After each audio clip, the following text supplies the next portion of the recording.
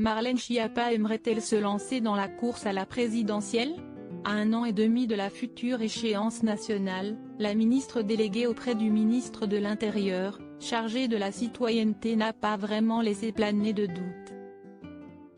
Ce lundi 30 novembre sur le plateau de Touche pas à mon poste, elle a été interrogée sur la candidature que voulait proposer Jean-Marie Bigard pour la prochaine présidentielle, avant de renoncer. « Je ne suis pas à l'aise avec les gens qui disent qu'un tel ou un tel n'est pas légitime à se présenter à la présidentielle », a-t-elle commencé. « Moi je pense qu'en démocratie, tout le monde est légitime. Et ensuite il faut recueillir 500 signatures de maires, qui vous autorisent à vous présenter à l'élection présidentielle. Et donc si Jean-Marie Bigard décide qu'il veut se présenter, il n'y a aucune raison de dire qu'il ne serait pas légitime. » Et évident, Cyril Hanouna a profité de ce débat pour demander à Marlène Schiappa si elle pourrait un jour se présenter à la présidentielle. « Pas du tout », a d'emblée répondu la ministre déléguée. « Pas du tout, vraiment. Ni maintenant ni plus tard.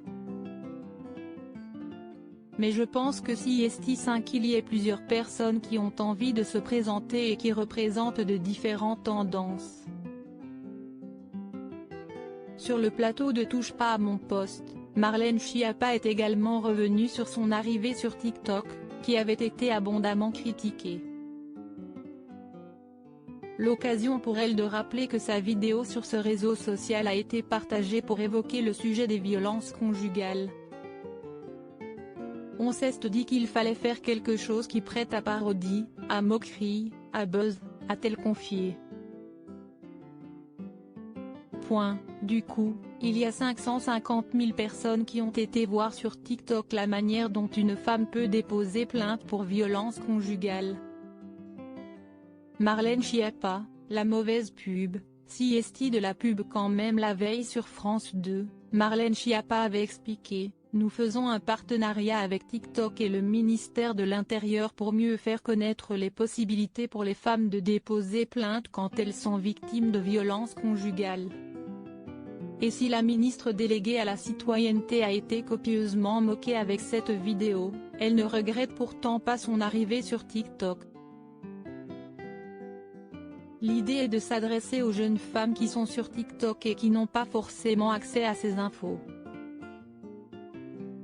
Il fallait faire un truc qui donne matière à débat, qu'on en parle, que ce soit moqué ou qu'il y ait des parodies.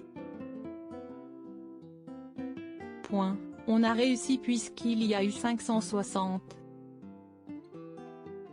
000 vues, c'est félicité Marlène Schiappa.